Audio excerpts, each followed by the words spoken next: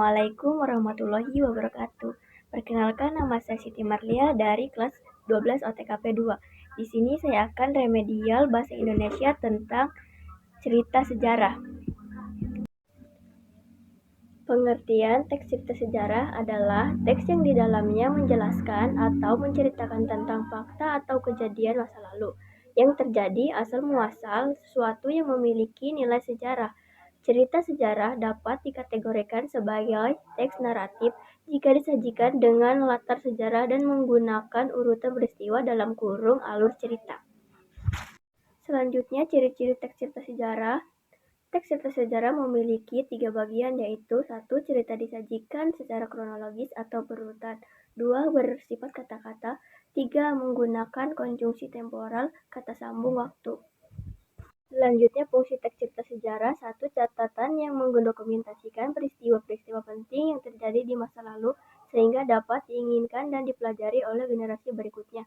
2. Membentuk, memahami asal muasal dan perkembangan suatu masyarakat atau bangsa.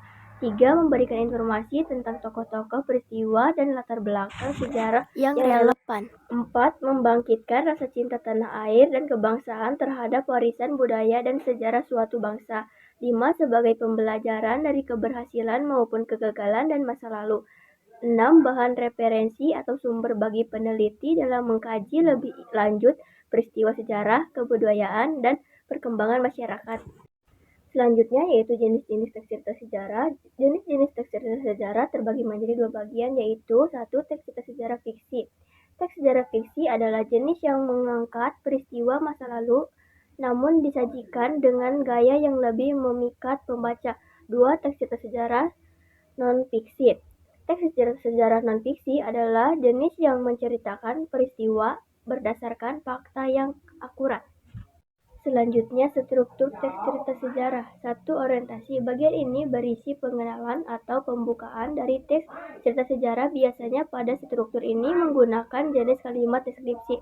2. Urutan peristiwa. Bagian ini berisi rekaman peristiwa sejarah yang terjadi dan disusun berdasarkan urutan kronologis. 3. Reorientasi. Bagian ini berisi komentar pribadi penulis terhadap cerita yang ditulis. Umumnya bersifat opsional, boleh ditulis atau tidak. Dan yang terakhir yaitu kaidah teks cerita sejarah. Kaidah teks cerita sejarah terbagi ke dalam 8 bagian, yaitu menggunakan kalimat bermakna lampau, menggunakan konjungsi temporal, menggunakan kalimat langsung, menggunakan kalimat tak langsung, menggunakan kata kerja mental, menggunakan kata kerja material, menggunakan kata sifat, dan yang terakhir menggunakan kata kiasan atau majas. Cukup sekian dari saya, kurang lebihnya mohon maaf. Wassalamualaikum warahmatullahi wabarakatuh.